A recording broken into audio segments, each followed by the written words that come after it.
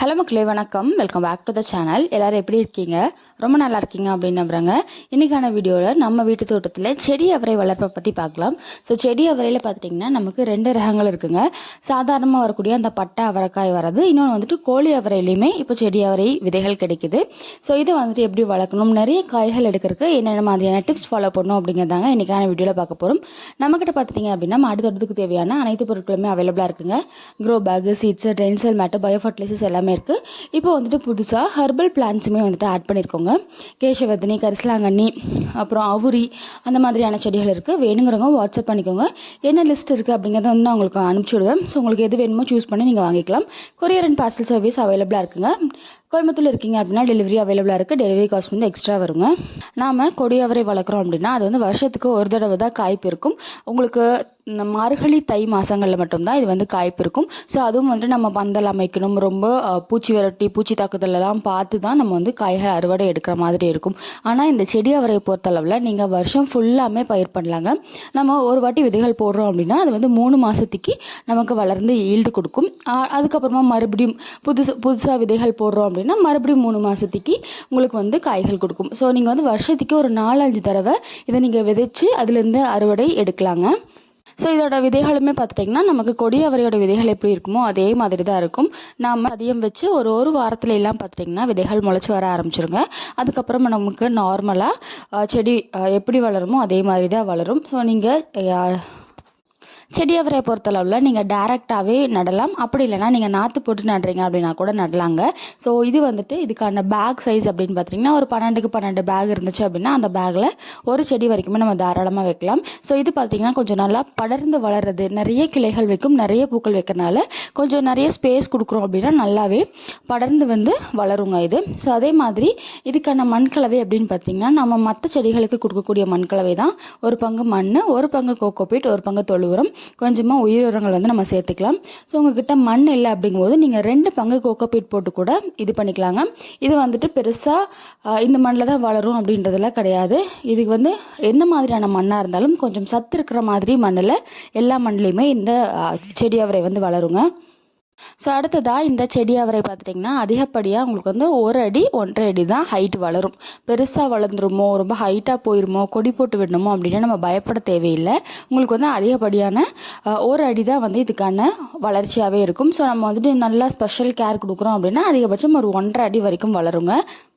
இது இல்லாமல் செடி வந்துட்டு ஒரு கிளை மட்டும் ஹைட்டாக போகுது அப்படின்னா கூட நம்ம அதை கட் பண்ணி விட்டு கூட வளர்த்துக்கலாம். ஸோ நம்ம செடியை அதாவது விதைகளை பதியம் வைக்கிறோம் அப்படின்னா விதைகள் முளைச்சி வந்து 40 நாள்லாம் பார்த்திங்கன்னா பூக்கள் எடுக்க ஆரம்பிச்சிடும். ஸோ பூக்கள் முதல் பூக்கள் எடுக்கும்போது அந்த பூக்கள் எல்லாமே வந்துட்டு கண்டிப்பாக உதிர்ந்து தான் போகும். ஏன் அப்படின்னா அந்த காம்பு வந்து ரொம்ப சன்னமாக இருக்கும்போது உங்களுக்கு ஒரு 10 காய் 15 காய் வைக்கிறதுக்கான பக்குவம் வந்து அந்த காய்க்கு இருக்காது. அதே மாதிரி இந்த செடி பார்த்துட்டிங்க அப்படின்னா ஒரு கொம்புலேயே ஒரு 10-20 பூக்கள் அட் டைமில் அத்தனை பூக்கள் வைக்கும். ஸோ அவ்வளோ சத்துக்கள் இருக்காதனால கண்டிப்பாக அதில் பாதி பூக்கள் வந்து உதிர்ந்து போயிருங்க. இன்னும் ஒரு சிலருக்கு வந்து எல்லாமே உதிர்ந்தும் போயிடும். ஸோ அந்த மாதிரி உதிர்ந்து போகுது அப்படின்னா அந்த பூக்கள் வரக்கூடிய கிளையை வந்துட்டு கட் பண்ணி விட்டுருங்க. ஸோ கட் பண்ணி விட்டீங்க அப்படின்னா பக்கத்தில் இருக்கக்கூடிய பக்கவாட்டு கிளைகள் வந்து வளர ஆரம்பிக்கும். பக்கவாட்டு கிளைகள் வளருது அப்படின்னா அதில் வந்துட்டு பூக்களோட வளர ஆரம்பிக்குங்க. ஸோ அடுத்ததாக இதுக்கு வந்து தண்ணீர் அப்படின்னு பார்த்தோம்னா நம்ம ரெகுலராக ஒரு நாளைக்கு ஒரு தடவை தண்ணி ஊற்றலாம். பூக்கள் பூக்க ஆரம்பிச்சிருச்சு அப்படிங்கும்போது நீங்கள் அந்த தண்ணியோட அளவை வந்து கம்மி பண்ணிக்கோங்க. நமக்கு நார்மலாக ஒரு டம்ளர் தண்ணி ஊற்றுறோம் அப்படின்னா பூக்கள் பூக்க ஆரம்பிக்குது, பூக்கள் வச்சிட்ருக்கு அப்படிங்கும்போது ஒரு 1/2 டம்ளர் தண்ணி விட்டாலே போதும். அந்த மண்ணில் வந்துட்டு லைட்டாக ஈரம் இருக்கிற மாதிரி பார்த்துக்கலாம். ரொம்ப ட்ரையாகவும் விட வேண்டாம், ரொம்ப சொதரும் தண்ணி ஊற்ற வேண்டாங்க. நிறைய தண்ணி ஊற்றுறோம் அப்படின்னா அந்த பூக்கள் வந்துட்டு கொட்டி போயிடும். அடுத்ததாக இந்த பூக்கள் பூக்கிற டைமில் என்ன பண்ணலாம், என்ன உரங்கள் கொடுக்கலாம் அப்படின்னா புளிச்ச மோர் கரைசல் இருக்கு இல்லையா, நல்லா புளிச்ச மோர், ஒரு துண்டு பெருங்காயம், அதை வந்துட்டு நல்லா மிக்ஸ் பண்ணிவிட்டு 1 லிட்டர் தண்ணிக்கு 1 லிட்டர் மோரோட நல்லா மிக்ஸ் பண்ணி நீங்கள் வந்து இலைகள் வழியாக ஸ்ப்ரே பண்ணி விடலாம். இல்லை வேர் வழியாக கொடுக்கும்போதும் இந்த பூக்கள் உதிர்வு பிரச்சனை வந்து கம்மியாகுது. அவரையை பொறுத்தளவில் இதுக்கு வந்துட்டு நீங்கள் பெஸ்ட்டாக அதாவது எந்த ஃபர்டிலைசர் கொடுத்தா பெஸ்ட்டாக இருக்கும் அப்படின்னா இந்த புளிச்ச மோர் கரைசல் ரொம்பவே பெஸ்ட்டாக இருக்குங்க.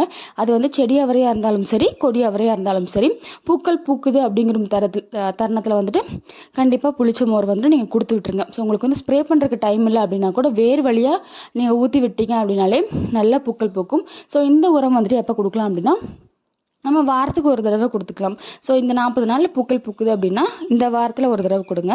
மறுபடியும் ஒரு 47 48 நாளுக்கு அப்புறமா அடுத்த வாரத்தில் ஒரு தடவை கொடுங்க. ஸோ அப்படி கொடுக்கும்போது நமக்கு வந்து பூக்கள் வந்து பிஞ்சுகளாக மாறிட்டே இருக்கும். அடுத்ததாக அவரையில் ரொம்ப முக்கியமான பிரச்சனை அப்படின்னா பூச்சி தாக்குதல். ஸோ இந்த அவரை செடிக்கு மட்டும்தான் அஸ்வினி பூச்சி வரும், குட்டி குட்டியான எறும்புகள் வரும். அப்புறம் வந்துட்டு நம்ம வந்து என்ன பூச்சினே கண்டுபிடிக்க முடியாத அளவுக்கு நிறைய பூச்சிகள் வரும், புழுக்கள் வரும். ஸோ அவரைக்கு வந்துட்டு காமனாக இருக்கிறது தான். அண்ட் இந்த டைமில் உங்களுக்கு வந்து வருது, இந்த பூச்சி தாக்குதல் வருது அப்படிங்கும்போது வெறும் சாம்பல் இருக்கு இல்லையா, சாம்பலை மட்டும் சும்மா தண்ணியில் கரைச்சி செடிகள் மேலே ஊற்றி விட்டாலும் சரி, இல்லை உங்களுக்கு தண்ணியில் கரைக்கிற கூட டைம் இல்லை அப்படின்னா சாம்பலை செடிகள் மேலே தூவி விட்டீங்க அப்படின்னாலும் போதுங்க, சரியாயிடும்.